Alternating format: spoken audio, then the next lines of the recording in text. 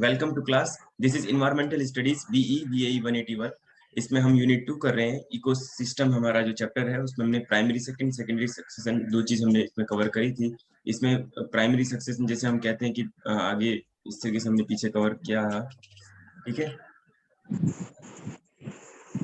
ठीक है। अब आपने देखा होगा कि नॉर्मली जो एक वेस्टलैंड है होता है, ठीक है। प्राइमरी सेक्शन और सेकेंडरी सेक्शन का मतलब ये है कि एक होता है जहाँ पे खाली जमीन है, जहाँ पे हम जाके रहते हैं और आवास बनाते हैं, और ये सब चीज को हम कहते हैं जो है सक्सेशन। ठीक है, इकोलॉजिकल जिसको हम सक्सेशन कहते हैं, ecological Fairlie predictable and orderly with in the ecological community के अंदर। ठीक है, स्पीसीज कंपोजिशन वगैरह वगैरह। ठीक है, और प्राइमरी होता है इसमें primary section initiative in new area that has never previously supported. यानी कि जैसे कौन सा देश है, अटलांटिका, कौन सा कॉन्टिनेंट है ना, एक अटलांटिक कौन सा कॉन्टिनेंट है जहाँ पे अभी तो कोई लिविंग ऑर्गेनिज्म वहां पर नहीं है। अगर ऐसे जगह पर जाकर रहते हैं तो हम बोल सकते हैं उसको primary succession. Ecological communities colonised by the plants and animals. This could be newly exposed rock, कुछ नया रॉक हो सकता है, सरफेस फ्रॉम लैंडस्लाइड और lava flows. Primary section is this occurs where no community exist before, जहाँ पे पहले कोई कम्युनिटी एग्जिस्ट नहीं करती थी। सच एज रॉकी आउटक्रॉपिंग, ये जैसे लावा वगैरह निकलता है ना, rocky outcropping, newly form deltas, new नए नए डेल्टा बनते हैं तो, या फिर सैंड ड्यून्स, ये सारी चीजें हमने पढ़ी थी। इमर्जिंग वॉल्केनिक आइलैंड, जैसे बड़े बड़े वॉल्केनिक निकलते हैं तो जैसे बड़े बड़े नगर वहां पे बस सकते हैं। ये सब चीजें हमने इसमें कवर करी थी। इकोसिस्टम हमारा जो चैप्टर है इसमें the type of ecological succession है, प्राइमरी सेक्शन कवर हो चुका है। आज हम जो करेंगे वो है secondary section. Yes Kashish ji, you can read now. Secondary succession. Secondary succession occurs when a community in an area is drastically disturbed, leading to its destruction, which result in a new community moving into that area. Secondary succession is more common than primary succession and is often the result of natural disasters such as fire, flood, and winds, as well as human interference such as logging and tree cutting. In secondary succession, the basic features are similar to those of primary succession, but the series occur at a more rapid pace. This is because the soil is already formed and available. Secondary succession is said to occur when the surface is completely large, denuded or vegetation, but has already been influenced by living organism and has organic component in such areas. Seeds, spores, and plant propagates such as rhizomes may be present in the ground and thus influence the success. जी अब यहाँ पर प्रियांशी जी आप इसको explain करेंगे। Yes. Secondary succession occurs when a community in an area is drastically distributed. जो हमारा secondary succession है वो तब बनता है, वो कम्युनिटी तब बनती है, वो एरिया तब बनता है जब हमारा जो कम्युनिटी है वो डिस्ट्रीब्यूट हो जाती है, ड्रास्टिकली डिस्ट्रीब्यूट हो जाती है, leading to its destruction which results in a new community moving into that area. और जब वो अलग हो जाते हैं, डिस्ट्रीब्यूट हो जाते हैं, जो उनका डिस्ट्रक्शन, उसका जो परिणाम आता निकलता है, जो उसका रिजल्ट निकलता है, वो एक न्यू कम्युनिटी जो थी वो मूव कर जाती है नए एरिया में। Secondary succession is more common than primary succession. जो हमारा सेकेंडरी सक्सेशन है वो हमारा प्राइमरी सक्सेशन से बहुत ज्यादा कॉमन है, मतलब बहुत ज्यादा सिमिलर है, and is often the result of natural disaster such as fires. और जो इसका रिजल्ट जिससे बना है, जिससे वो है नेचुरल डिजास्टर, जो कि है fire, floods, winds, as well as human interference, जो हमारा हम लोग जो नेचर में इंटरफेरेंस करते हैं उससे, such as logging and tree cutting, जो हम ट्री कटिंग वगैरह या लॉगिंग करते हैं उससे हमारा जो सेकेंडरी सक्सेशन उसका बनता है। In secondary succession, the basic features are similar to those of primary succession. जो secondary succession है उसके जो कुछ basic features हैं वो हमारे primary succession की तरह ही हैं, but the series occur at a more rapid pace. लेकिन जो इसमें series है वो बहुत ज्यादा रैपिड पेस, मतलब बहुत ज्यादा तेजी से इसमें बढ़ता है, अकर करता है। This is because the soil is already formed and available, क्योंकि इसमें जो सॉइल है वो पहले से बनी हुई है, पहले से हमारे लिए अवेलेबल है वहां पर। Secondary succession is said to occur when the surface is completely or largely denuded of vegetation. ये कहते हैं कि जो secondary succession होता है वो तब बनता है जब कि जो surface होता है हमारा वो पूरी तरीके से बड़ा हो, मतलब पूरा हो और बड़ा हो वेजिटेशन के लिए, but has already been influence by living organism, और वो पहले से लिविंग ऑर्गेनिजम्स के द्वारा इन्फ्लुएंस किया गया हो, and has an organic component, और जिसमें ऑर्गेनिक कंपोनेंट भी हो. In such areas, seeds, spores, and plants propagates such as rhizomes may be present in the ground and thus influence the succession. ऐसे एरिया में क्या होता है कि जो सीड्स वगैरह होते हैं और जो पोर्स होते हैं, प्लांट्स की प्रोपोगेशन होते हैं जिससे राइजोसोम्स, वो पहले से ग्राउंड में प्रेजेंट होते हैं और वो सक्सेशन को इन्फ्लुएंस करते हैं. जी, कंप्लीट हो गया. Yes sir. ये यहाँ पे सेकेंडरी सक्सेशन ये भी लिखा हुआ है. Yes, sir. Secondary succession is in grassland communities is much faster.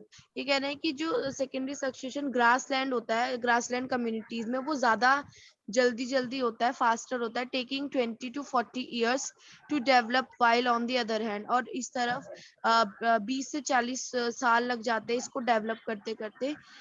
Fragile distributed tundra may require many hundreds of years to recover if it ever does. और जो हमारा फ्रेगाइल डिस्ट्रीब्यूटेड है में रिक्वायर मैंने उसको हंड्रेड्स ऑफ इयर्स चाहिए हैं recover करने के लिए, इफ इट एवर डज, अगर वो कुछ ऐसा होता भी है तो. जी.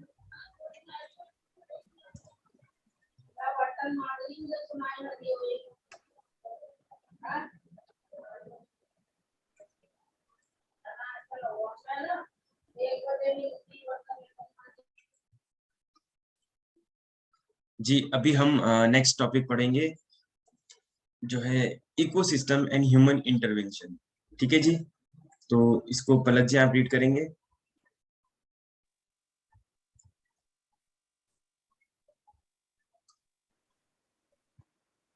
जी पलक जी.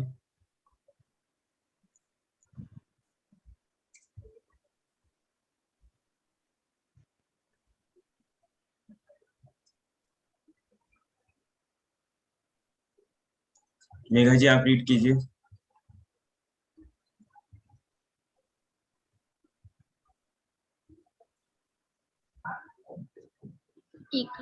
Ecosystem and human intervention. As you are aware, human can and do change natural communities. We are often guilty of accidentally or deliberately altering the complex and myriad factors that maintain the decade equilibrium of ecosystem. Today, approximately 40% of the Earth photosystematic productively in use or influenced by human activity, often in order to correct the wrong to the past intervention.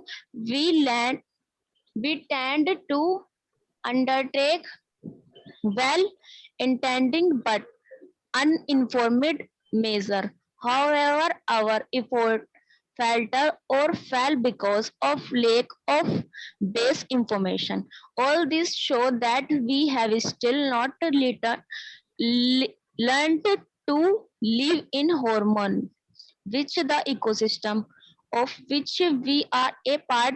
Our technology has far outpaced our base knowledge and understanding of the environment. As we turn to these systematic communities for answer and solution, equalized will play an increasing important role in changing the way in which we intersect with the natural world. Each of us will also have to be aware about the consequences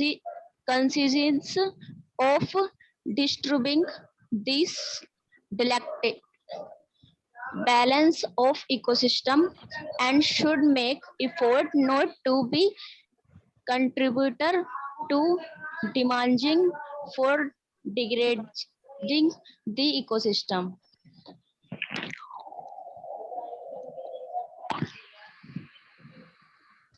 sir इस call कर दो.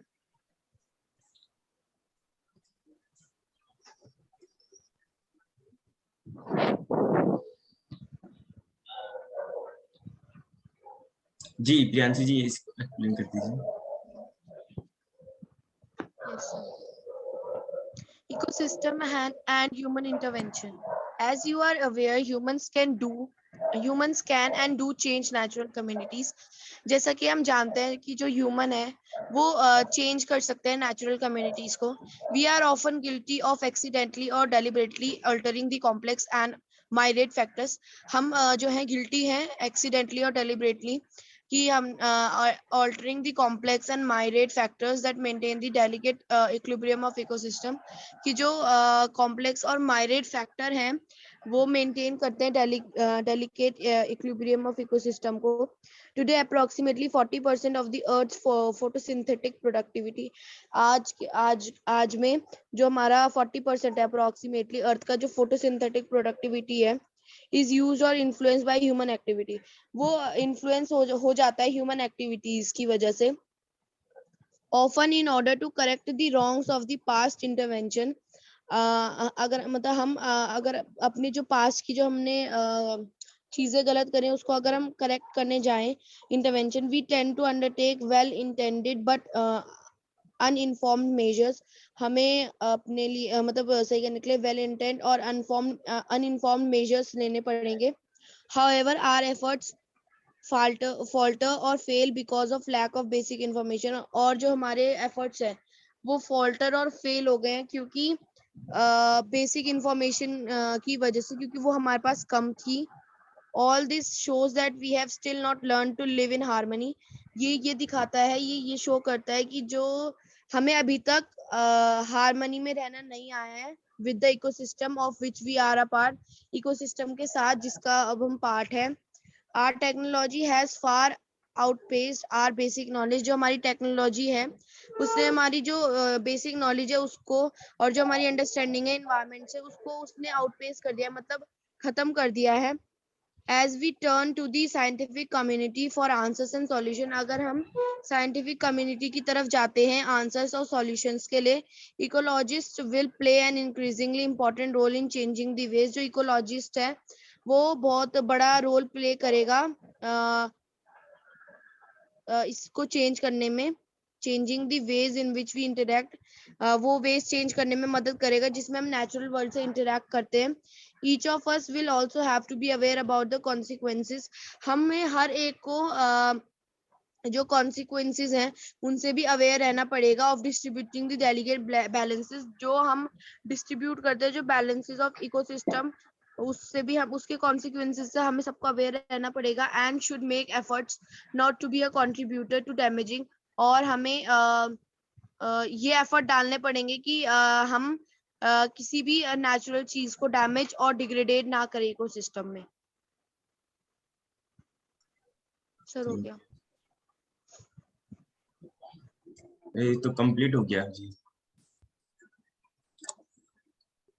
जी अभी ये जो है आपका unit जो है कंप्लीट हो गया, यूनिट 2.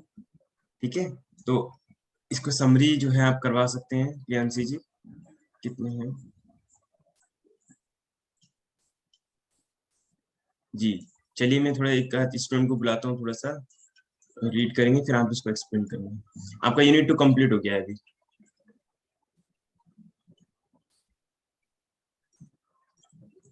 यस पूजा जी, यहाँ से रीड करना है आपने.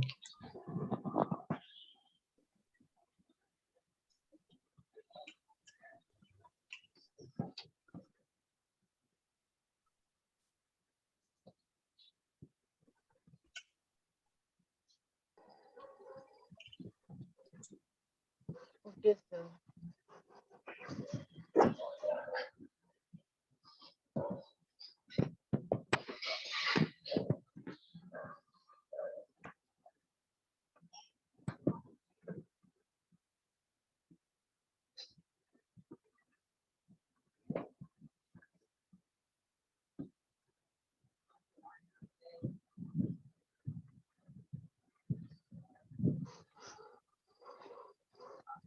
Environment is the sum total of living and non-living components that surround and influence all organisms.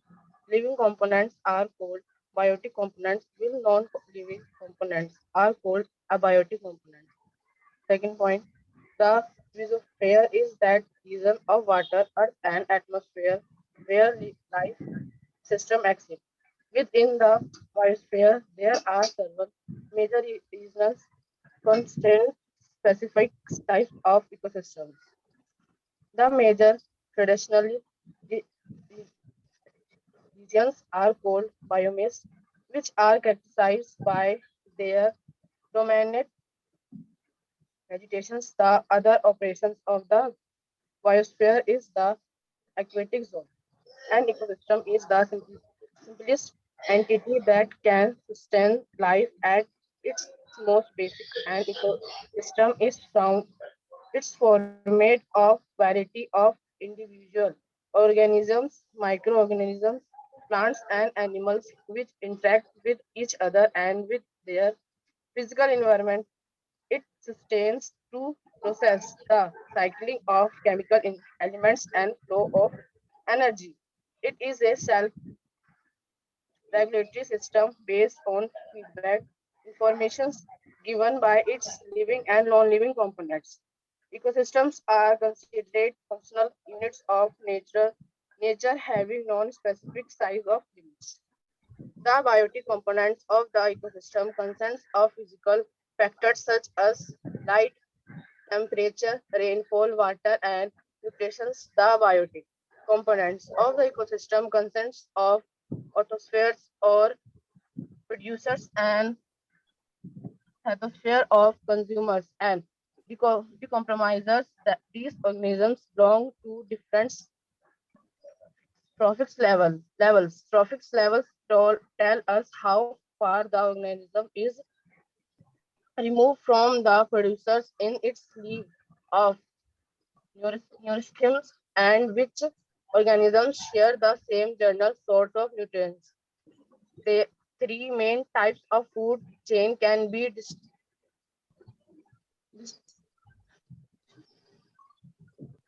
distinguished, namely grazing, refuse, and nutritious food chains. Several intersecting food chains from a food web which depicts the pattern of food consumptions in an ecosystem. The nutrients is in an ecosystem are constantly cycled and recycled. Nutrients essential to organisms are distributed in various chemical form in air, atmosphere, soil or rock, lithosphere, water, hydrosphere, and living beings. Over time, elements move from one sphere to another by means of biochemical cycle. Key cycles described in the unit are water, carbon, nitrogen, and sulfur. Soil microorganisms and organisms present in the roots of अच्छा जी, आप नीचे से पढ़ रहे थे, ठीक है। मेरे को लगा आप मैं ढूंढ रहा था कहाँ कि प्रियांशी जी आप एक्सप्लेन करें ऊपर से यहाँ से। जी नीचे हाँ, जी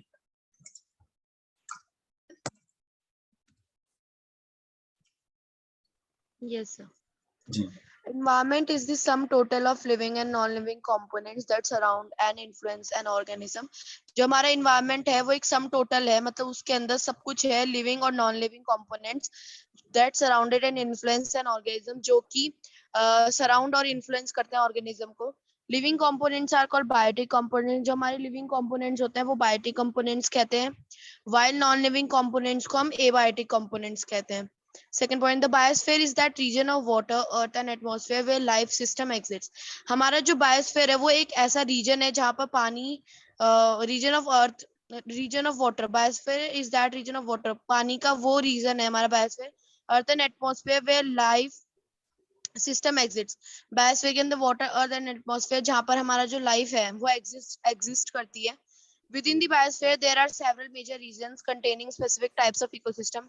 Biosphere के अंदर हमारे बहुत सारे major regions है जो कि स्पेसिफिक टाइप्स ऑफ इकोसिस्टम को कंटेन करके रखते हैं। The major terrestrial regions are called biomes, जो हमारा मेजर टेरेस्ट्रियल रीजन होता है उसको हम बायोम्स कहते हैं, which are characterized by their dominant vegetation, जो कि कैरेक्टराइज किए जाते हैं, मतलब उनकी कैरेक्टरिस्टिक होती है कि वो डोमिनेंट वेजिटेशन करते हैं। The outer portion of the biosphere is the aquatic zone, और जो हमारा बायोस्फीयर का आउटर अदर पोर्शन होता है उसे हम एक्वेटिक जोन कहते हैं। An ecosystem is the simplest entity that can sustain life, एक हमारा जो इकोसिस्टम है वो एक सिंपल सी एंटिटी है जो कि सस्टेन करती है लाइफ को। At its most basic an ecosystem is formed of a variety of individual organism. अगर हम बेसिक देखें तो जो हमारा इकोसिस्टम है वो अलग अलग टाइप के इंडिविजुअल ऑर्गेनिज्म से बना हुआ है। Micro organisms, plants and animals which interact with each other, हमारे जो है माइक्रो ऑर्गेनिजम्स और जो प्लांट्स एंड एनिमल्स है वो एक दूसरे से इंटरेक्ट करते हैं, and with their physical environment, और फिजिकल इन्वायरमेंट के साथ भी वो इंटरेक्ट करते हैं। It sustains two processes, the cycling of, sir scroll कर दीजिए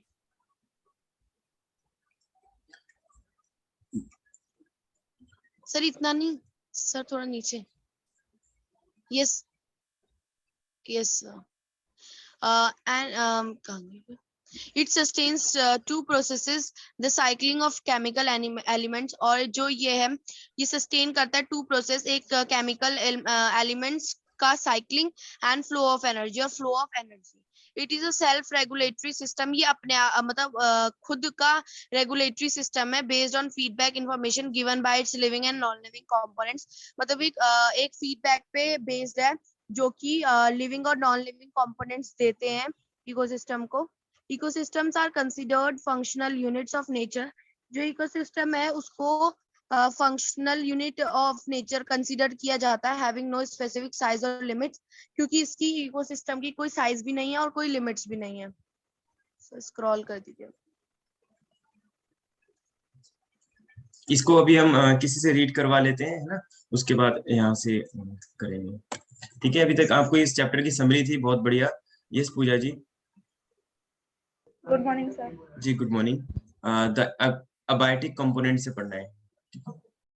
The abiotic components of an ecosystem consist of physical factors such as light, temperature, rainfall, water, and nutrients. The biotic components of the ecosystem consist of autotrophs or producer and heterotrophs or consumer and decomposer. These organisms belong to different trophic levels. Trophic levels tell us how far the organism is removed from the producer in its level of nourishment, and which organism share the same general source of nutrition. Next point. Three main types of food chain can be distinguished, namely grassing, parasitic, and detritus food chain. Several intersecting food chain form a food web which depicts the pattern of food consumption in an ecosystem. Sir, scroll कर दीजिए. The nutrition in an ecosystem are continuously cycled and recycled nutrition essential to organism and distributed in various chemical forms in air, atmosphere, soil or rocks, lithosphere, water, hydrosphere, and living beings.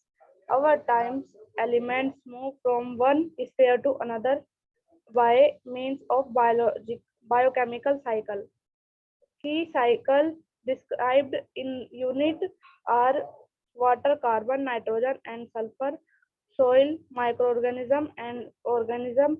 Parents in the root of leguminium plants play a key role in cycle of elements, particularly nitrogen and sulfur.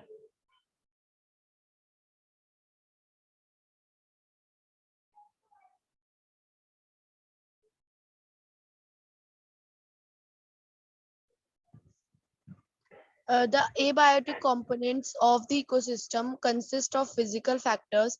जो हमारे abiotic components होते हैं ecosystem के, वो consist करके रखते हैं अपने पास physical factors, जो कि होते हैं light, temperature, rainfall, water and nutrients, ये हमारे सारे एबायोटिक कंपोनेंट्स के फिजिकल फैक्टर्स होते हैं।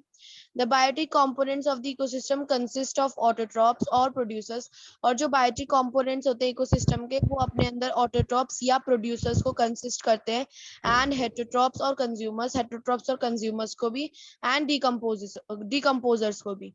These organisms belong to different trophic levels। जो ये हमारे organisms हैं, ऑटोट्रॉप्स, हेटेरोट्रॉप्स या प्रोड्यूसर, कंज्यूमर, डिकम्पोजर, ये अलग अलग ट्रॉपिकल लेवल के हैं, बिलोंग करते हैं। Trophic levels tell us how far the organism is remove from the producer. जो ट्रॉपिक लेवल्स होते हैं वो हमें ये बताता है कि how far the organism is remove, कितने दूर से जो ऑर्गेनिज्म है वो रिमूव किया गया है from the producers in its level of nourishment, उसके लेवल पे, नरिशमेंट के लेवल पे, and which organism share the same general source of nutrition, और कौन सा ऑर्गेनिज्म है जो सेम न्यूट्रिशन सोर्स का शेयर करता है।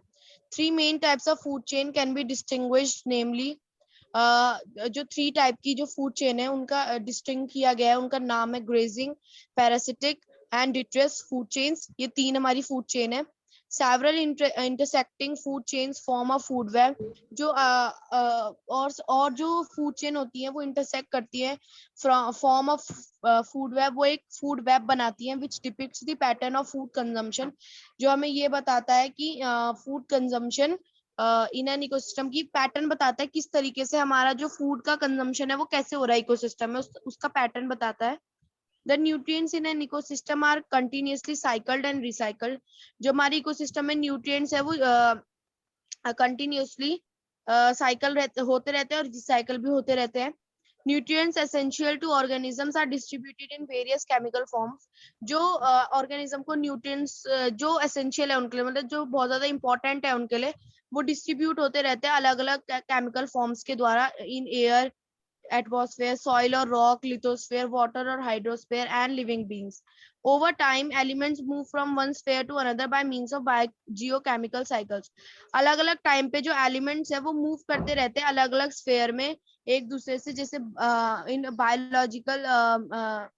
बायोजियोकेमिकल साइकिल के द्वारा वो एक दूसरे अलग अलग में मूव करते रहते हैं स्फेयर में। Key cycles described in the unit are water. जो हमारी की साइकिल्स है जो इस यूनिट में डिस्क्राइब की गई है वो है water, carbon, nitrogen and sulphur. ये हमारी 4 साइकिल है जो मेन हमारी है। Soil microorganisms and organisms present in the roots of leguminous plants. जो सॉइल माइक्रो ऑर्गेनिजम्स और ऑर्गेनिज्म है जो कि लिग्यूमिनस प्लांट्स के रूट्स में पाए जाते हैं, play a key role in cycling of elements. वो हमारे लिए बहुत ज्यादा एक रोल प्ले करते हैं साइक्लिंग करने में एलिमेंट्स को, पर्टिकुलरली नाइट्रोजन एंड सल्फर, मतलब नाइट्रोजन और सल्फर को साइक्लिंग करवाने में जो हमारे रूट्स में प्रेजेंट होते हैं वो हमारी बहुत ज्यादा हेल्प करते हैं। Ecosystem succession occurs where a series of communities replace one another. Ecosystem succession तब अकर करता है जब हमारी जो सीरीज ऑफ कम्युनिटीज है जिनको हम सेरस भी बोलते हैं वो रिप्लेस करती रहती है एक दूसरे को। Each community changes the environment to make condition. हर एक कम्युनिटी इन्वायरमेंट चेंज करती है कंडीशन को फेवरेबल बनाने के लिए, कि उन मतलब जैसा उन्हें चाहिए वैसा वो कंडीशन बन सके या वैसी वो कम्युनिटी बन सके, for a subsequent community and unfavourable for itself till the climax community establish. जबकि जो कम्युनिटी और जो कम्युनिटी हमारी अनफेवरेबल बन जाती है अपने आप में ही, तो उसको हम क्लाइमेक्स कम्युनिटी बोलते हैं, तब क्लाइमेक्स कम्युनिटी बनती है। Ecological succession includes primary and secondary succession. Ecological के 2 टाइप होते हैं, primary and secondary succession. Primary succession is initiated when a new area that has never previously supported an ecology। Primary succession हमारा वो area होता है जो कि पहले कभी भी इकोलॉजिकल कम्युनिटी ने जिसको सपोर्ट नहीं किया था, मतलब जहां हम पहले कभी नहीं रहे थे वहां पर is colonized by plants and animals called the pioneer community। वहां पर जब plants and animals अपनी community बनाते हैं उसको हम pioneer community बोलते हैं। और प्राइमरी सक्सेशन तब अकर करता है जब हम जैसे कोई जहाँ पर कोई भी नहीं रहा है तो वहां पर जब नई कम्युनिटी बनती है उसको हम प्राइमरी सक्सेशन कहते हैं। Secondary succession occurs when a community in an area is drastically distributed. Secondary succession तब होता है जब हमारी उस कम्युनिटी के अंदर, उस एरिया के अंदर जो कम्युनिटी वाले ऑर्गेनिजम्स है वो डिस्ट्रीब्यूट हो जाते हैं और वो एक न्यू कम्युनिटी में मूव कर जाते हैं, तो उसको हम सेकेंडरी सक्सेशन बोलते हैं। The final stage of succession is quite stable and is called the climax community. और जो हमारा फाइनल स्टेज है सक्सेशन का वो बहुत ज्यादा स्टेबल होता है और उसको हम क्लाइमेक्स कम्युनिटी भी कहते हैं। Yes, thank you. एंड ये आपका कंप्लीट हो गया। सभी का थैंक यू जिसने पार्टिसिपेशन किया, रीडिंग की और अपनी वैल्यूएबल टाइम भी दिया और सब चीज इसमें कंट्रीब्यूट किया।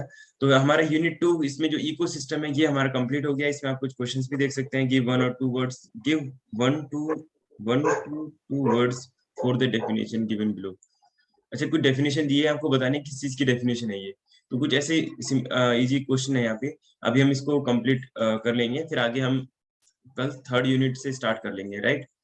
तो अभी हम यहाँ पे इसको, क्लास ओवर हो गई हमारी, ये चैप्टर रैप अप हो गया, ठीक है। इकोसिस्टम जो था ये आपका आज कंप्लीट हो गया।